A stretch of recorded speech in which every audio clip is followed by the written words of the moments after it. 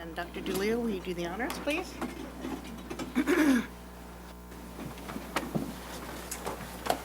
Place your hand over your heart. Ready? Begin. I pledge allegiance to the flag of the United States of America and to the republic for which it stands, one nation, under God, indivisible, with liberty and justice for all. Thank you. Thank you. Thank you, and thanks for your dedication in being here today. All right, how about a motion to adopt the agenda, So please? moved. Second. It's been moved and seconded that we adopt the agenda for this evening. All those in favor? Aye. Aye. Opposed? Motion carried. So the agenda is adopted as written and presented. We do have a couple of actions from closed session to report out. In the first, the Board of Education in closed session on July 17th, 2017, approved the settlement agreement and release of all claims in case number BC 593822. The roll call vote was unanimous. And secondly, in closed session, by a unanimous roll call vote and on advice of counsel, the board approved a settlement in Los Angeles Superior Court case number BC 557883. And that takes care of closed session. Moving on to oral communications. I do want to read a few instructions. The Board of Education welcomes input from the public in order to discuss district business in an orderly manner for the privacy and safety of the speakers and to help staff respond more directly. The board policies require that public presentations to the board comply with certain procedures, including speakers to non-agenda items may address only items that are within the subject matter jurisdiction of the board. Time allotted for such presentations is limited to 3 minutes. Total time allotted for public input on non-agenda items is limited to 30 minutes. A speaker may not relinquish his or her time to another. When addressing the board, speakers are requested to state their name, address the president from the podium, and adhere to the applicable time limits. Complaints against employees or students will normally be heard in closed session, and the district's complaint procedures should be followed before discussion with the board. The board may remove disruptive individuals and order the room cleared if necessary. That wouldn't be hard this evening. Any person who willfully disturbs any public school meeting is guilty of a misdemeanor. So, having said that, I do have some cards, folks who want to speak to us this evening. The first is Mr. John Grabowski. Come on forward and let us know who you are and where you live and Greetings, Madam President. Hi. My name is John Grabowski. I live at 459 VL Chico, which would be right below Rocket Ship Arc, above Richardson Middle School and across PCH from South High. Above Richardson, okay. Basically, I've lived there for 8 years, and I've had a very enjoyable experience. Never had any trouble with the schools. I mean, we hear the metronome on a regular basis. We hear bands. We have football games. All perfectly pleasant. I mean, that's normal life living near a school. However, the situation living near the parking lot at South High has really become a nuisance. I can't tell you how many times in the late hours of the evening, early AM, 1, 2, 3 o'clock in the morning, people are burning out, doing donuts. It's unbelievable. We call the police, people are lighting fireworks off from your property. The police come and do whatever it is the police do, but the situation really needs to change. This really came to a head in the past week. I had a house full of 10 people, and at 2 o'clock in the morning, everybody's awake because someone's doing a donut in your parking lot. So in the meantime, between then and the school board meeting, I've talked to Principal McDowell. He agrees that there is a major problem there. He is all for locking the parking lot. In fact, they have signs currently that say that the parking lot will be closed from 11 p.m. Monday through Friday and then 7 p.m. on Saturday, closed Sunday. I also did talk to Dr. Dougal, who I believe is in charge of the secondary schools. She presented a lot of sort of obstructions to locking the parking lots. One of which was fire access, so I talked to the fire inspector, Kathy Doscom. Apparently you have an existing Knox box program, so Torrance Fire gaining access if the parking lots are locked would not be an issue at all. There's already a situation in place to address that issue. I did talk to Officer Bessie, who's the community liaison officer for our area. They also acknowledge that there is a problem with the parking lot at South High, that they do receive a lot of calls there. In the meantime, it's very disruptive, especially in the summer. Your windows are open. The winter you don't notice it much, but I really truly believe that the solution is very simple. Either parking stones, which most large parking lots have. Most people think they're there to have people park, but they're also there to keep tractor trailers out, also keep people from doing donuts, things of that nature. I have heard a little bit about the open access policy that Torrance must follow for their campuses, but I can't imagine anything good will go on your campuses between the hours of 11 p.m. and 5 or 6 a.m. I think it's probably actually quite the opposite, that it's probably in your best interest not to have access to your properties. Sooner or later, someone, even though it looks like a NASCAR track, will lose control of their vehicle and slam into one of your light posts and or other pedestrians or other parked vehicles. So it's also a liability issue for the Torrance School District. So with that being said, I encourage all of you to go look at your South High parking lot. It looks like Victory Lane. There are more donuts there than anyone can count. And being a local resident, I think we can all do a little bit better. Available for any questions if that's appropriate. If not, thank you very much. Okay, thank you for your comments. It's hard for me to, you said you live above Richardson, That's correct. so way high up on the hill? No, at the base of Rocket Ship Park, VL Chico. So would it be? Oh, at the base of the park, Probably okay. Halfway up or the hill. Okay, at the base of the Susanna, park, and then okay, I was basically picturing the VL wrong Chico. location. But I mean, all my neighbors can hear it. I mean, Right. we can hear the fireworks from Disney. Right, So, I mean, there's nothing obstructing. well, we could hear the fireworks all over the city. Right. But I'm saying there's Enjoy this nothing year, so- obstructing that noise to break it up. I mean, it's just Yeah. it's a clear shot, and it's been out of control. Right. Well, I do know that you did talk to Dr. Dougal, and even though she's not here, she and other staff are looking into the situation and the different options. It actually is a pretty complex situation, even though the solution seems simple.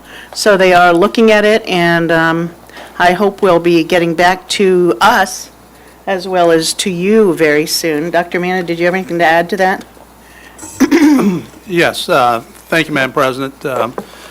Just for your information, Torrance Police Department issued 16 citations last Friday night in the parking lot. So there is additional enforcement. We're going to continue to have that discussion with them about enforcement in that area.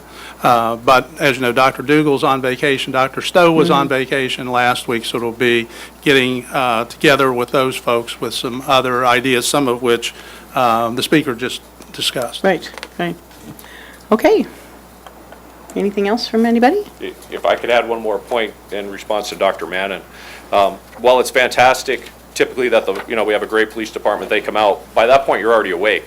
Oh, that's true. Do you know what I'm saying? So when this is going on at 1 or 2 in the morning, you're awake. If you have work the next day, you're awake.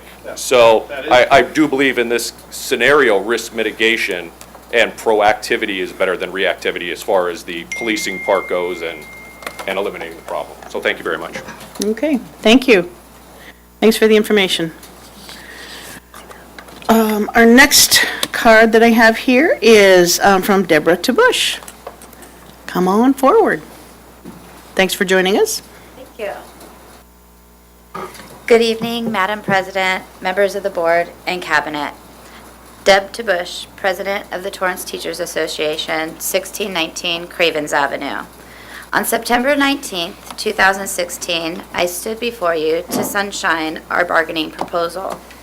I let you know that the TTA negotiations team and the TTA Board of Directors looked forward to initiating and fostering discussions with TUSD in hopes of reaching an amicable agreement that is in the best interest of TTA members and the students of Torrance Unified.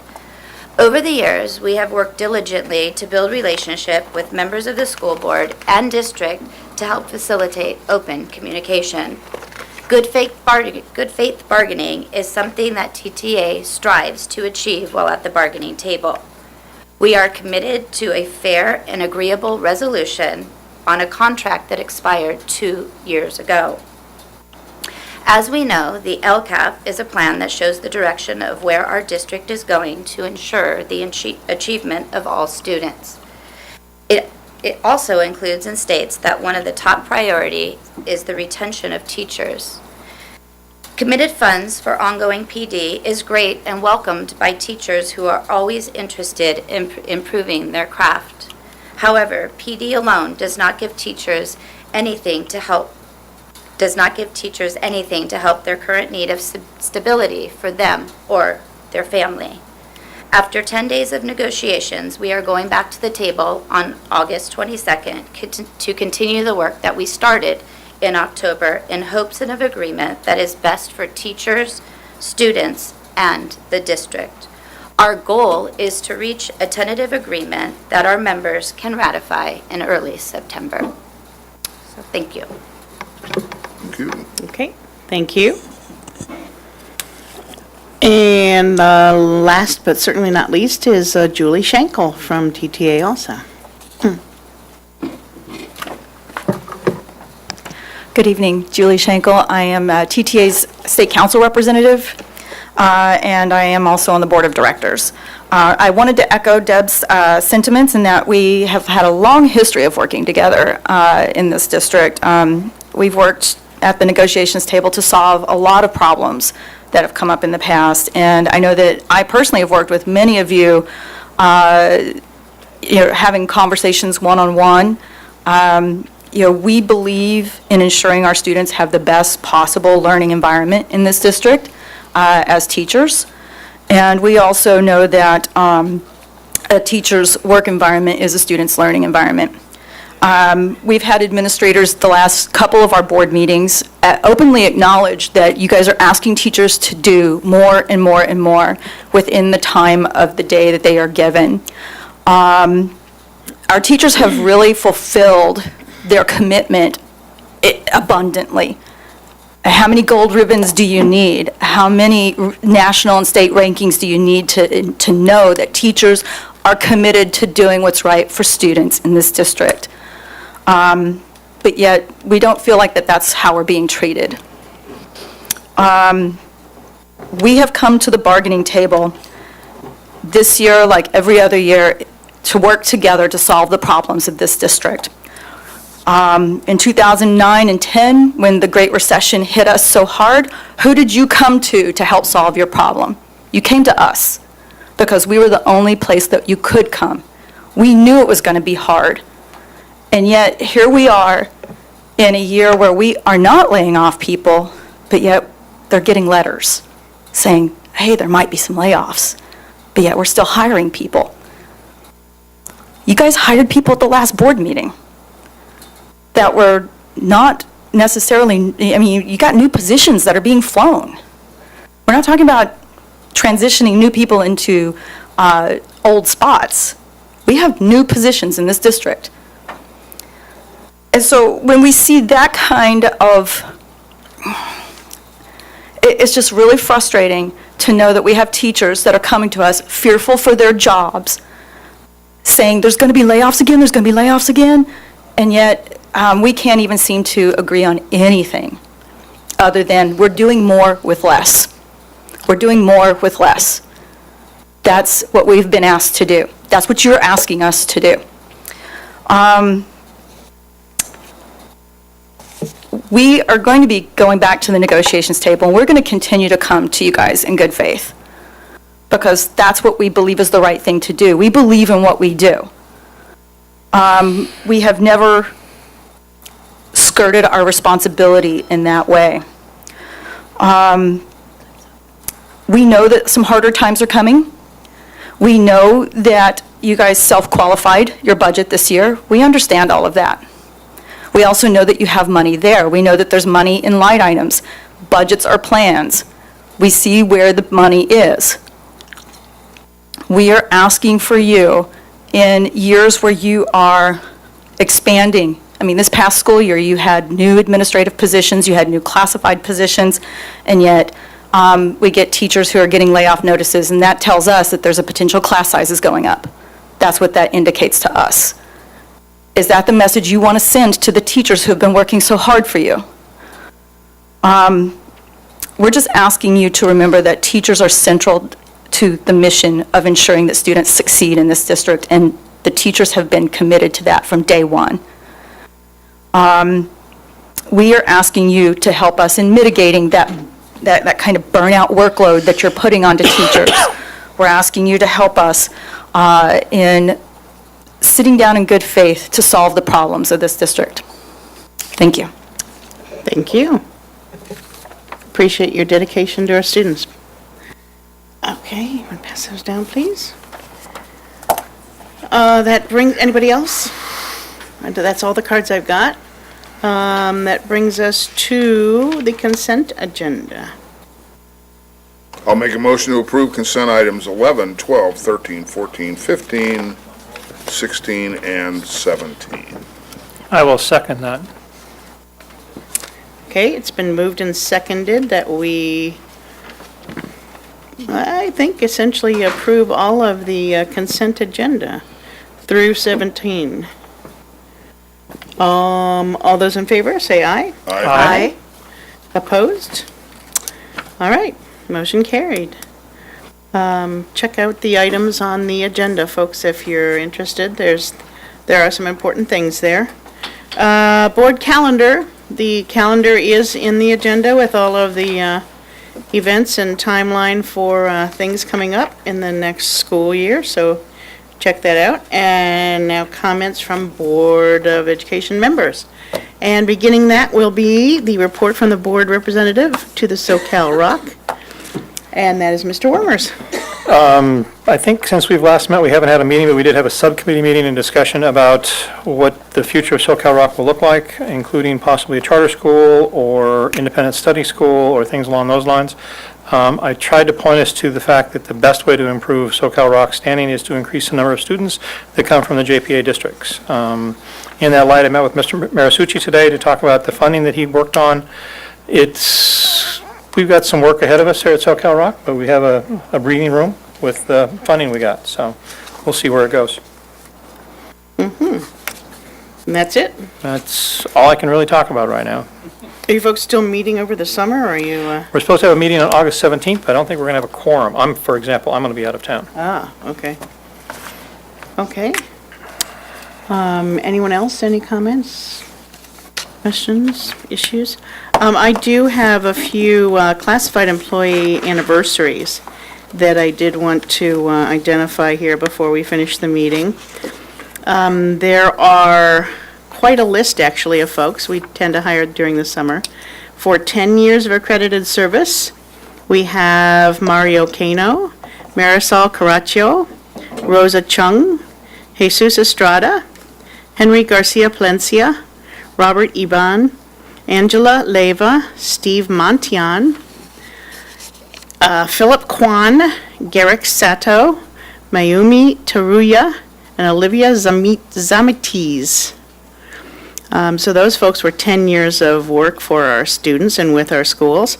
For 15 years of accredited service, we have Jaime Castaneda, Salvador Garcia, Jose Grijalva, Jonathan Harder, Yolanda Salgado, Socorro Self, John Swanson, and Eric Woods. And then for 20 years of accredited service, we've got a significant list here too of Darla Kemez, Susan Chavez, Christopher Johnson, Yim Oilai, Roy Langford, Bill Peters, Marco Ramirez, Vladimir Segovia, Michael Templeton, Suha Kanawati Abu Mohar, Eduardo Gonzalez, and Justin Masuyama. So thank you to those folks for keeping our schools running and operating so smoothly. And I think that brings us to a motion to adjourn. So moved. Second. It's been moved and seconded that we adjourn. All in favor? Say Aye. Aye. Thank you, folks, for coming. And this was our